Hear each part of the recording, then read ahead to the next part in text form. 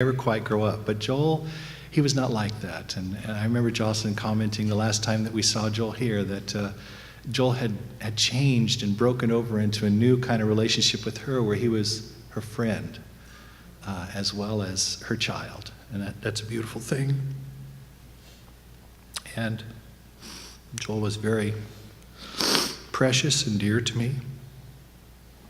He was one of the great joys of my life.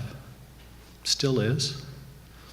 I'm going to try to enjoy the memories that I have with him. And the nice thing is there wasn't a lot of, except in these last months, I'll talk about that in a minute, but there really wasn't anything that was left unsaid between us. Joel loved me very, very deeply, and I loved him the same way. And we had the good fortune of being able to tell each other that. It wasn't always like that. When he was about 11, I would have liked to stick him in a pickle jar and just cork it up and hope that at some point things were better, you know? But kids go through these things, and Joel certainly went through these things, and he just became a rich person as he moved along in life. People don't always know what Joel did and his successes. In fact, he would tell me, "Dad, I don't want to tell you all about that because then you'll tell everybody." And so he was very quiet about the things that he did. But in 33 years, he had a lot of successes. You know, there's different kinds of people working in the military. Joel had this Colonel Boyd that was sometimes seen as kind of a guru in the Air Force, at least philosophically, and at least is the way Joel describes him. And he's really well thought of.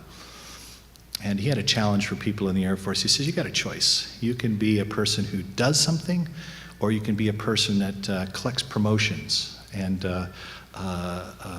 you know, kind of makes your way through. You know, you stay sort of the middle of the heap. And if you were in the military, you know what I'm talking about. You don't want to be the last guy out of the squad bay.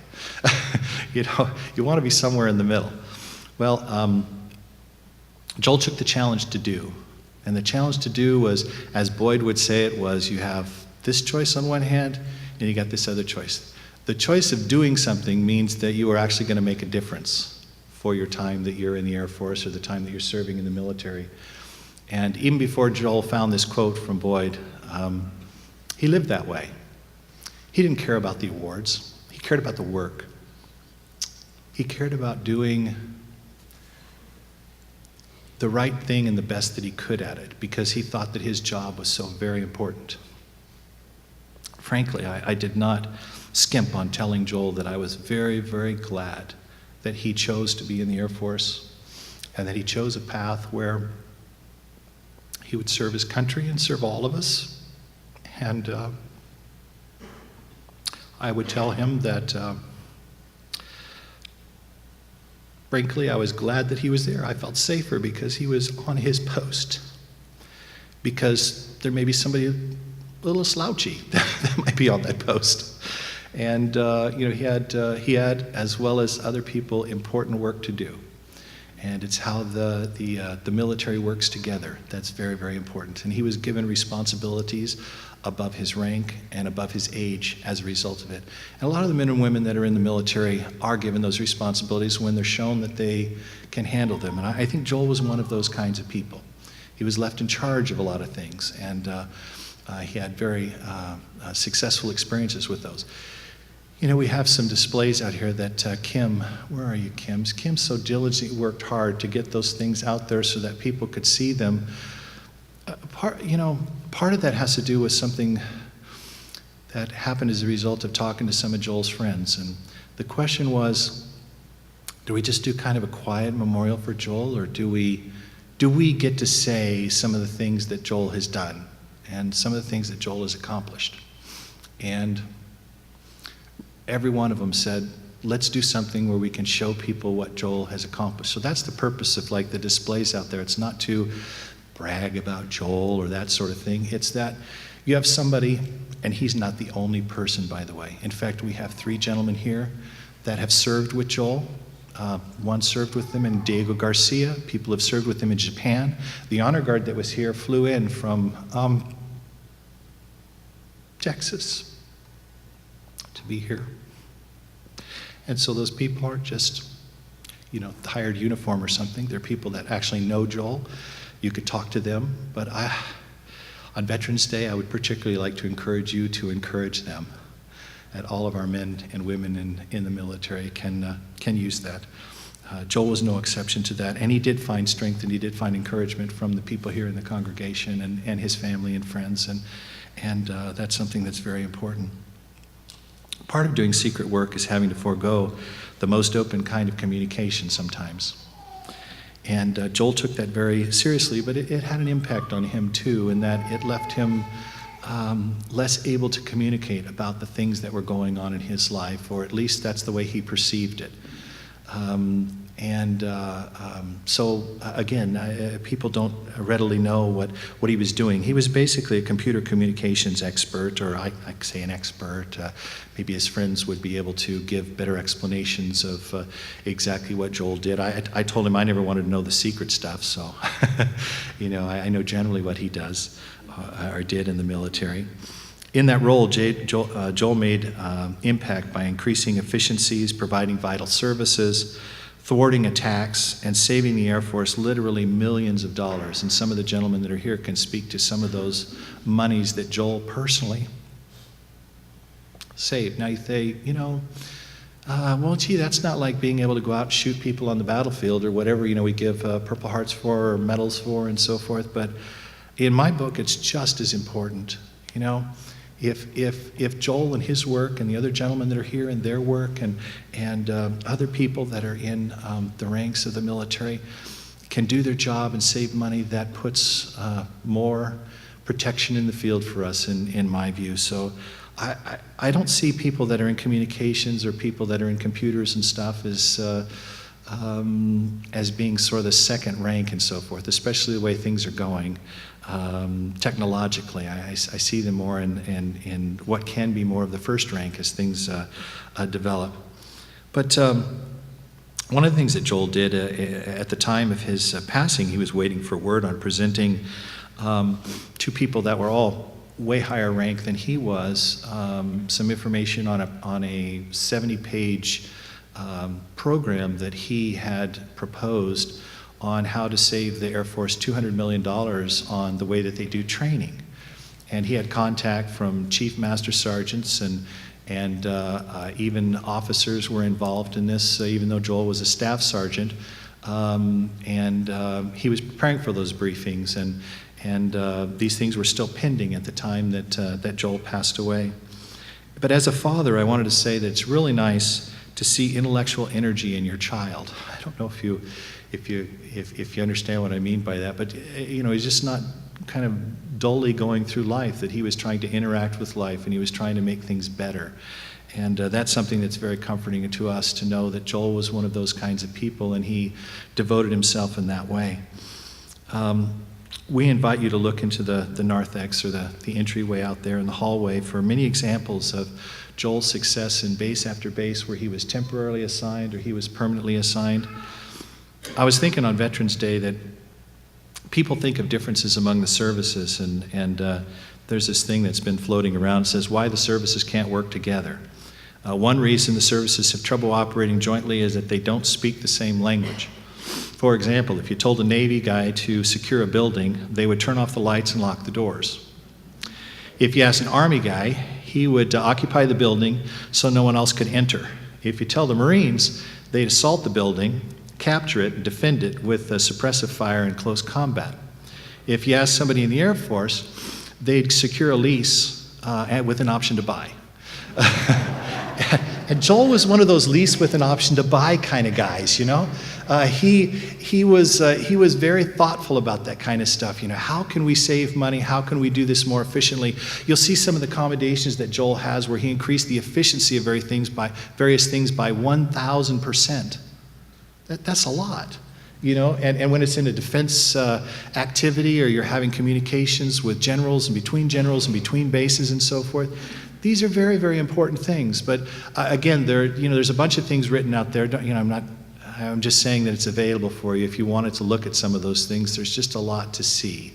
And maybe some of his, the people that he had worked with here will be able to, say more about that, and more specifically about that. Joel could certainly get the lease, but he could also do other things because he was a second-degree black belt in karate and in the Shorin-ryu. Where's Sid? Sid's over here. Sid was not only, Sid, can you raise your hand so you can see you? There's Sid there. Sid is not only a great piano player and a lot of fun to do music with, but Sid is an 8th degree black belt, and he's in 2 Karate Hall of Fames. And he was the one who spent lots of time training Joel in Shorin-ryu, as well as being his best man. And then Joel, most recently, has been getting into Krav Maga. So all I'm saying is that, this was a man that was preparing himself for a lot of different things in life, and being able to protect himself and being able to protect the country. These things were very, very important to him. I'm always reminded when I think about it, that I really kept and tried to keep contact with Joel over the years. It was very sad when he moved out of the bedroom the first time I came home and the light wasn't on and he was off in the Air Force, and I thought, well, he ain't ever going to be in that room anymore. And it's kind of a sad thing sometimes. Maybe it's the empty nest kind of thing, but I felt that way very much about him. And to this day, I can still remember 10-15-335-01181, 3117-629552. That's Joel's telephone number in Japan. And I called it so often, it'll probably be with me the rest of my life. But, seeing him grow and learn and blossom into a fine man was a wonderful thing. He was funny, he was warm, he was energetic. Those of you who knew him well, he was inquiring, he was conscientious, loving. He was devoted to his son. Most people don't know that Joel had put in for a dream assignment to go to Germany from San Antonio, and they actually granted him that assignment. But there were some issues with his son, and he didn't believe that he could leave his son behind, and so he turned down those orders. He was stuck with a terrible kind of a choice. And all I'm trying to say with this is that Joel had to make some tough decisions because of his life circumstance. His wife divorced him,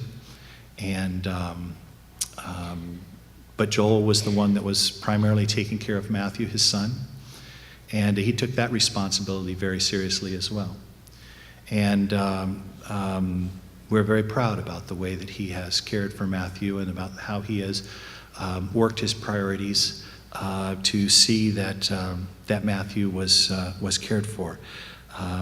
Unfortunately, things are different now with Joel passing away. He can't do that anymore. So that may fall to his family, his friends, his former wife, and others, because now Matthew is not going to have a dad around. So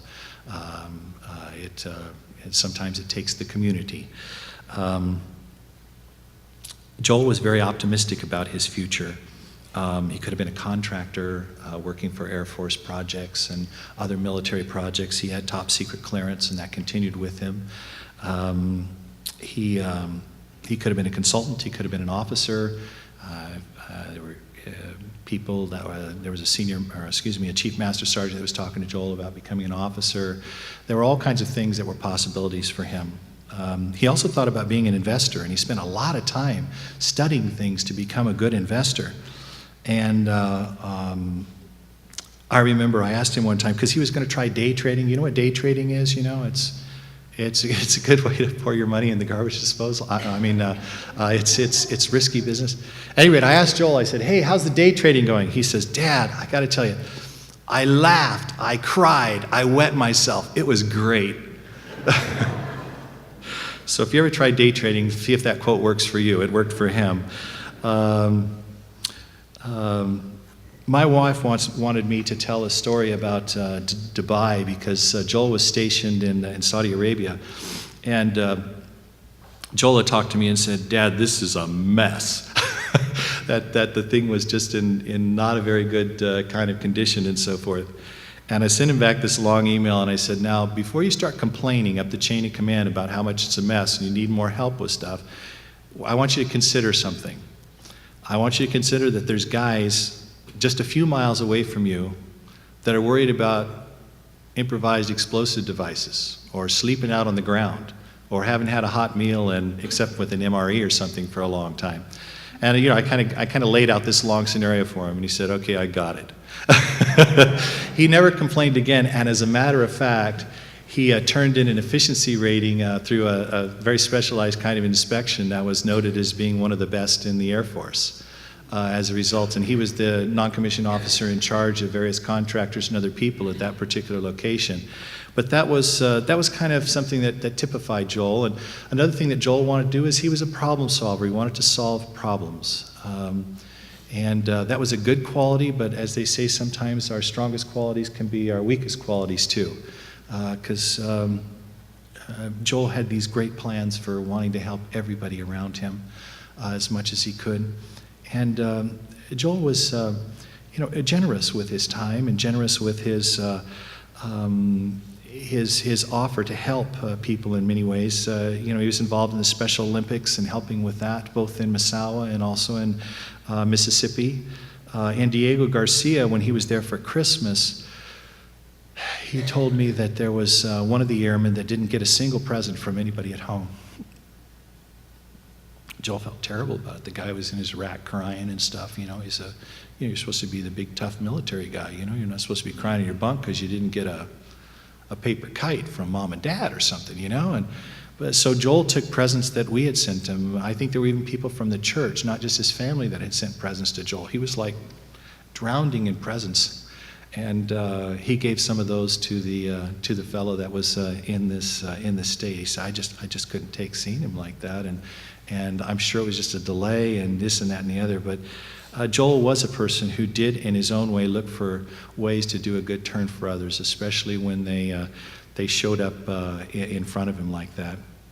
And most importantly, though, Joel wanted to contribute to Matthew. He was trying to get Matthew off of games and computers and asked for us to send him books and interesting materials. And I will tell you that when we met with my son's ex-wife and Matthew, and my wife and myself with the pastor / counselor at one of the huge churches in San Antonio to tell him that his dad had passed away, the pastor asked him, what was your favorite time with Dad? What was the thing you liked most about Dad? And he said, well, every night my dad would crawl into bed and he would read the Bible to me every single night. And it was really nice to hear. Very nice to hear. Joel was also interested in getting something that would, advance him educationally, and so we were sending him these invention books and invention projects. I don't know if you've ever seen these things, like at Amazon and other places, where you learn how to make a telegraph from scratch, or you learn how to do one thing or another from scratch, and it's all these inventions that were made.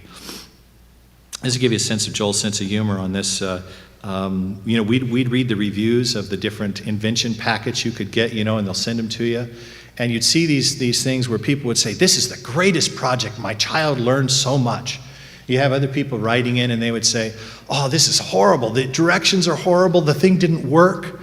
And Joel surmised that this really was not an invention project kit. This was a national intelligence test. And Amazon is where parents went to self-report. Kind of get how that, that kind of works there. Well, Matthew, Matthew is not here with us today. But we are doing a video of this so that at some point Matthew can see the memorial service for his father. Matthew, I just wanted to say to you that we're here to help you anytime with your invention stuff or the projects that you have. I don't know if we'll do any better, but we certainly want to support you as much as other people would like to support you. Joel was a poker player, and I have to say that Joel really was one of the single greatest joys of my life. The last call that I had with Joel the day before he died, he ended by saying, "Gotta go, love you, Dad. I'll call you later. But that call never came. And what I got instead was a police officer knocking at my door, telling me that my son was dead.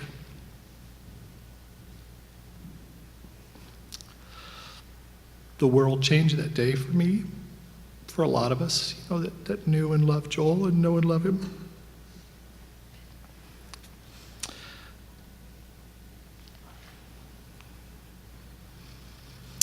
I have since learned so much that I cannot share in the time permitted in this.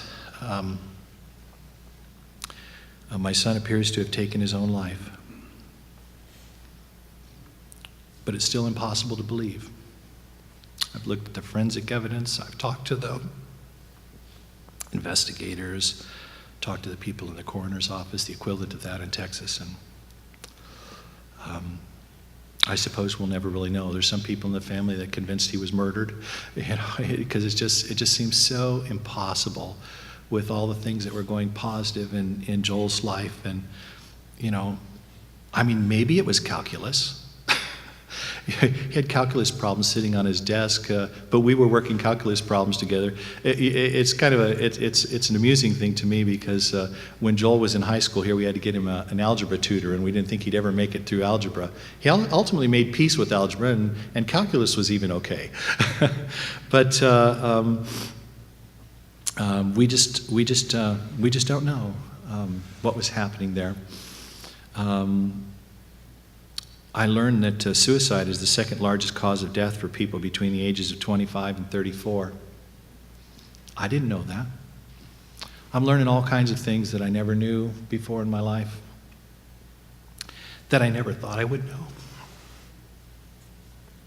I thought I had mourned before. I've lost people that are very dear to me.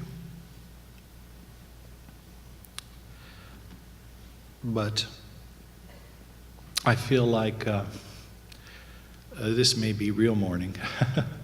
It's a hard thing for us, as it would be for any parent to lose a child. Who knows what the heck was actually going on in his mind. But I do know what sorrow to the bone grief feels like.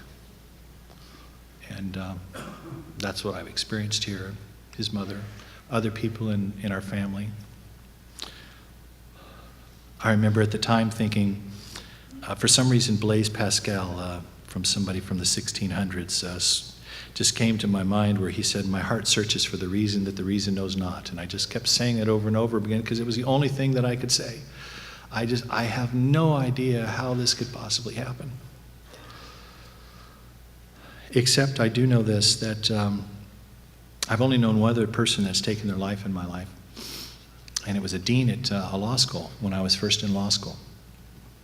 And she was very successful. I went to an ABA, American Bar Association, American Law Schools, accredited university, which it's hard to get those accreditations. And she was the youngest dean in the United States at the time. She was publishing books, publishing materials.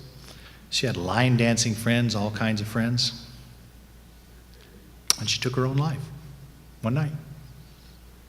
And the head dean of the university had spent time going over everything. They analyzed everything. They looked at everything. And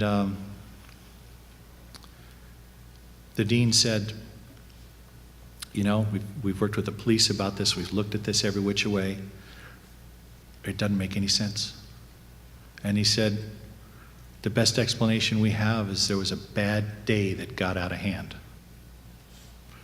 And sometimes with people taking their own lives, it is that. It's an impulsivity that happens at a time. I'm learning these things. I didn't know these things before. That's really the only explanation that we really can apply to it. And we obviously will never know.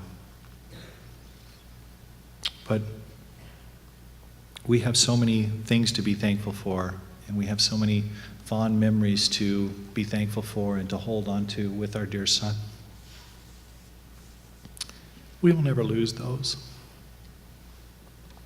My wife reminds me of this theologian that we both know that often says that we